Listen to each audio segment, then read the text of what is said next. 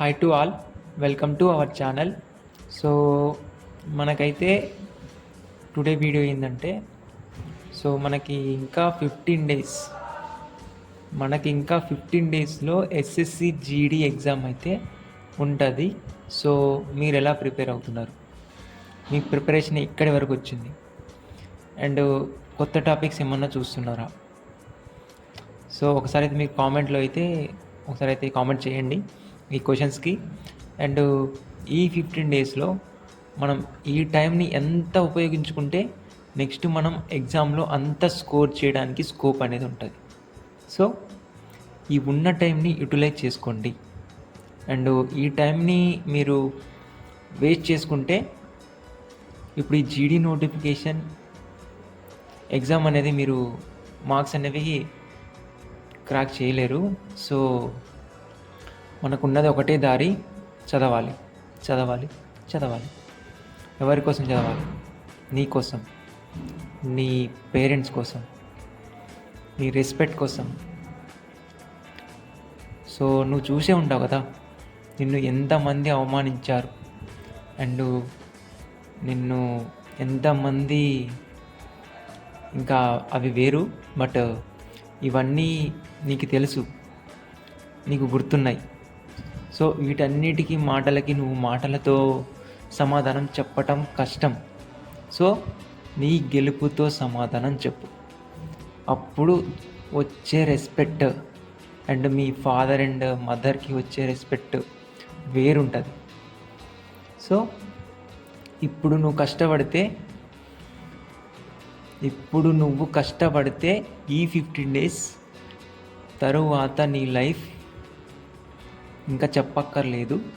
కొంచెం కష్టపడు అండ్ ముందుకు వెళ్ళు. ఇది మాత్రమే చెప్పగలుగుతా నేనైతే యాజ్ ఏ యాస్పిరెంట్గా. సో మనకి ఇంకా 15 డేస్ అయితే ఉంది ఎగ్జామ్కి. సో ఈ 15 డేస్ మనం కొత్త టాపిక్స్ ఏం చదవకండి. Current affairs and GK, arithmetic, reasoning ఇవి చూసుకోండి. అండ్ ఈ 15 డేస్కి ఒకసారి, అంటే ఈవినింగ్ నైట్ టైం పడుకునే ముందు మీరు ఒక మాక్ టెస్ట్ అయితే రాయండి. అంటే ఆ డే మొత్తం మీరు ఏం చదివారు, ఏ సబ్జెక్ట్ చదివారో ఆ సబ్జెక్ట్కి సంబంధించిన మాక్ టెస్ట్ గూగుల్లో ఉంటాయి. మొబైల్ ఉంది, చాట్‌జీపీటీ, ఇన్ఫర్మేషన్ కనుక్కోండి, గూగుల్ ఉంది, యూట్యూబ్ ఉంది. సో మీరు వాటికి సంబంధించిన దాంట్లో టెస్ట్ సిరీస్ అయితే రాయండి ఆ సబ్జెక్ట్కి సంబంధించి.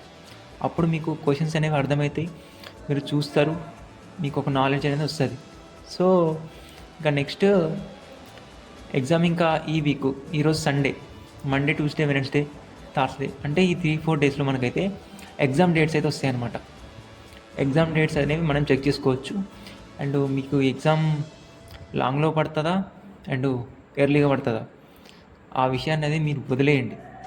సో ఎగ్జామ్ డేట్ అయితే ఎప్పుడు వచ్చినా పర్లేదు, మీరైతే ప్రిపేర్గా ఉండాలి. కొంచెం లాంగ్ పడితే ఇంకా మంచిది, బట్ మీరు ఇంకా రివిజన్ చేసుకోవచ్చు. అండ్ మీరు సేఫ్ సైడ్ ఉండాలంటే అనుకున్న టైంలోపు మీ subject and preparation, revision complete అయ్యి ఉండాలి. సో ఇవి కంప్లీట్ అయ్యి ఉంటేనే మీరు కొంచెం టెన్షన్ అనేది పోతుంది. అండ్ ఎగ్జామ్కి వెళ్ళేటప్పుడు main admit card colour xerox తీసుకెళ్ళాలి. సో బ్లాక్ అండ్ వైట్, ఇంకా బ్లాక్ ఉండే మళ్ళీ జిరాక్సెస్ క్వాలిటీ లేకుండా తీసుకెళ్ళకండి. అండ్ ఒక మంచి కలర్ జిరాక్స్ తీసుకెళ్ళండి. అండ్ ఒక ఆధార్ కార్డ్, కుదిరితే పాన్ కార్డ్, డ్రైవింగ్ లైసెన్స్, ఈ మూడిట్లో ఏదో ఒకటి తీసుకెళ్ళండి. అండ్ ఒక 2 పాస్ ఫొటోస్, ఒక పెన్. సో ఇవి తీసుకొని ఎగ్జామ్ రాయడానికి వెళ్ళండి. సో ఎగ్జామ్ సెంటర్కి అయితే 1 గంట ముందే వెళ్ళండి. అంటే సిన్సియర్గా ప్రిపేర్ అయ్యే వాళ్ళైతే 1 గంట ముందు వెళ్ళండి. సో ఏదో మేము అటెంప్ట్ చేద్దాం అన్నట్టు రాస్తున్న వాళ్ళైతే మీరు ఎప్పుడు వెళ్ళినా ఏం కాదు. బట్ సిన్సియర్గా కొన్ని మంత్స్ నుంచి ఎంతో కష్టపడి ఎంతో స్ట్రగుల్ అయి ఉన్న వాళ్ళు ఉంటారు కదా. సో వాళ్ళు మాత్రం 1 అవర్ ముందే వెళ్ళండి. కొంచెం ఎర్లీగా వెళ్ళి కొంచెం అక్కడ ఉండండి, అక్కడి వాతావరణం చూడండి, టెన్షన్ పడమాకండి. అండ్ నెక్స్ట్ ఎగ్జామ్ సెంటర్కి వెళ్ళిన తర్వాత మీ ఆధార్ వెరిఫికేషన్ అండ్ మీకు సంబంధించిన లగేజ్, బ్యాగ్, మొబైల్ అక్కడ కౌంటర్ ఉంటుంది, అక్కడ కౌంటర్లో ఇచ్చేసేయండి. మీకు ఒక నెంబర్ ఇస్తారు, ఆ నెంబర్ తీసుకోండి. నెక్స్ట్ మీరు చెకప్ ఉంటుంది.